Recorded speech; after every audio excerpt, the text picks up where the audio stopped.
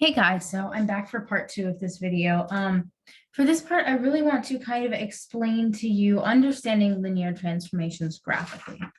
So I'm going to take this one example, and I'm going to say that we've got an XY plane, right? Just like a basic Cartesian plane.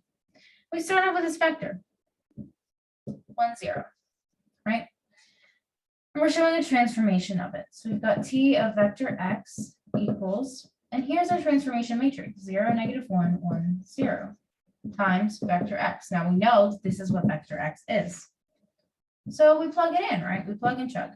We've got 0 times -1, 1, 0, times 1, 0. I'm not going to run through, the whole shenanigans of how to get here. We've done this enough times, I think. But we end up with 0, 1. And this is really simple. I'm not going to run through this forever. I'm just going to, really briefly explain to you. So if we've got 0, 1 and 1, 0, then that means that 0, 1, 1, 0. I just wanted to really quick show this graphically, because I just think it's important to think about how linear transformations are being shown graphically.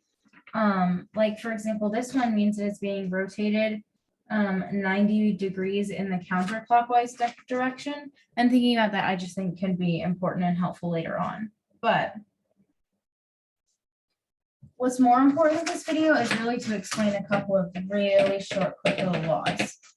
So the main one is let's say we take this thing that we just kind of explained, 0, -1, 1, 0, 1, 0 equals 0, 1. Okay, so you might have noticed the row numbers are the same, right?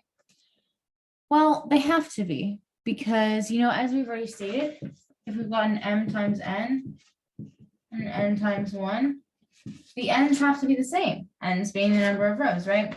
That's the thing that we already know has to be true. But another way that we can think about this is as distance, okay? We can think about these as being the same length. And what's important about that is that that means that we can represent this in the form of the distance formula, something you probably learned in Algebra 1 or pre-algebra. So we've got vector x and t of x equals the same length. And a way that we can represent this with the distance formula is that the square root of x1 squared plus x2 squared equals the square root of negative x1, negative x2 squared plus x1 squared. You might be really confused as to where I got all of these x's from. Allow me to clarify. So basically, I took an arbitrary example of what we just did right here, right? So I said we had t of x equals 0, -1, 1, 0 times x1, x2. And what you get is negative x2, x1. And what you're wanting to prove here, right, is that these two are the same length. So you take x1 squared plus x2 squared, you set it equal to negative x2 squared plus x1 squared. And the two should equal each other. And in fact, we can look at that and say that it will, because, a negative times a negative is a positive. So that's just a way of writing it that connects it to the distance formula, something that you probably learned really back in the beginnings of your understanding of graphical analysis. The very last thing that I want to just remind us of is that these two things are going to be perpendicular to each other, right? We looked at that, we saw it on the graph, but we can also use the dot product to represent it, because we've already seen that if we use the dot product instead of equal to 0, that proves something perpendicular. So how would we do this in this case? If we've got t of vector x equals x1, x2 times if we take our beginning x, right? If we multiply it by our final x, or our final t of x, we put that in the dot product, negative x1 times x2 plus x2 times x1, it'll equal 0, right? Because we know it's perpendicular graphically. Again, I really just want to point this out because I think it's really important to be thinking about the algebra behind all of the geometry. Like we can look at a graph and know that it's perpendicular going from here to here. But it's important to remind ourselves that we can also use the dot product to show that they're perpendicular. So, and then we can also use the distance formula to show that they have the same length. So I just think that's really important to remind ourselves of. The next thing that I really want to talk about quickly is this idea of the columns of the matrix being isolated. So we've got another theorem coming our way.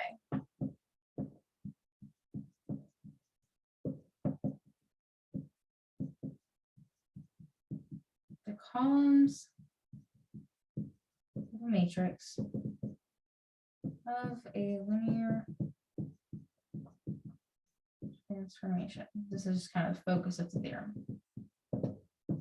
So it tells us to consider linear transformation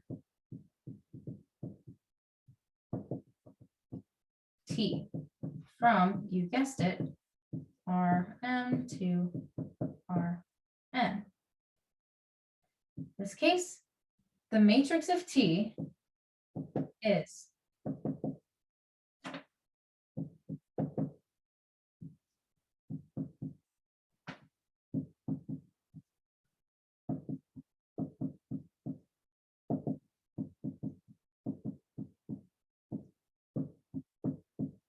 I'll remind us what this means.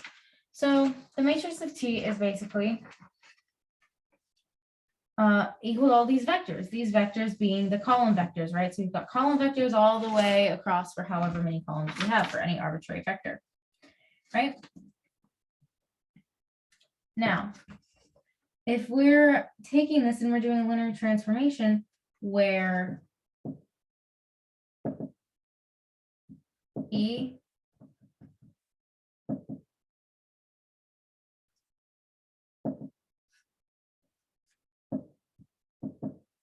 I equals 0, 0,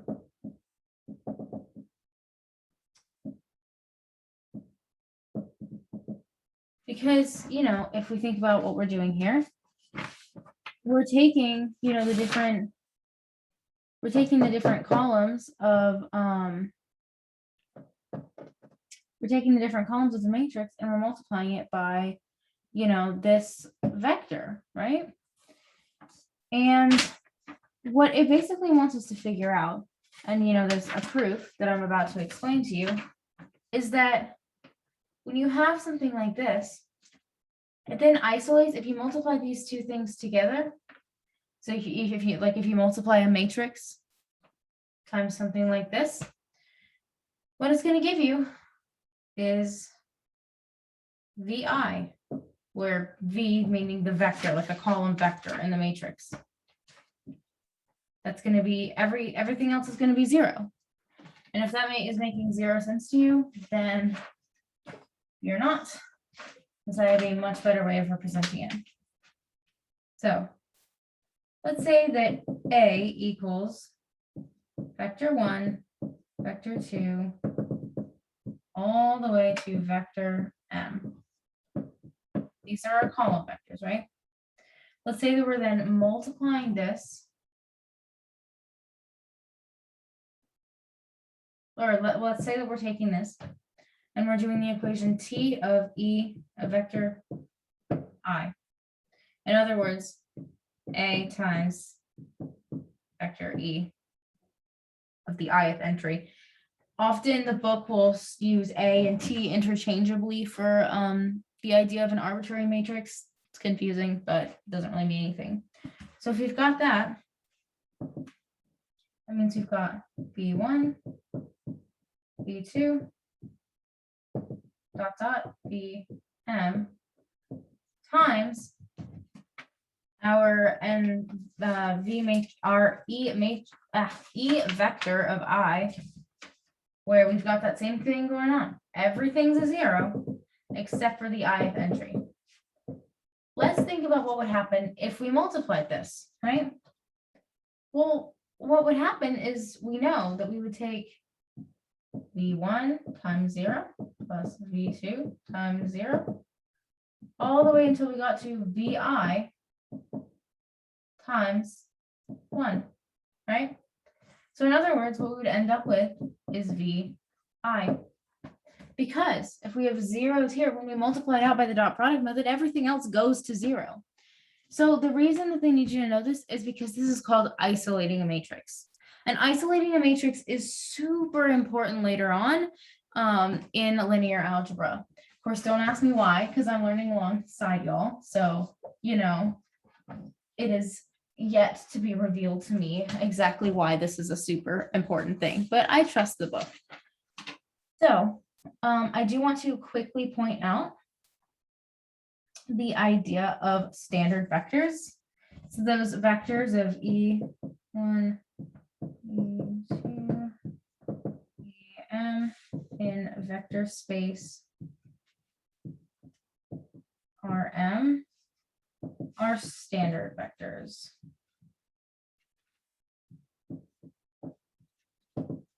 And to kind of clarify what I mean by that, our standard vectors. So you've got 1, 0, 0 would be E1 here. It's E1. 0, 1, 0. Vector E entry 2. And so on and so forth.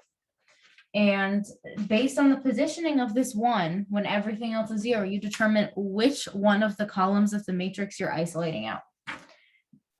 Another way is that these like E1, E2, E3 will often be called vector I, vector J, and vector R. So yes, that is just a thing to keep in mind when you're doing these isolation problems. But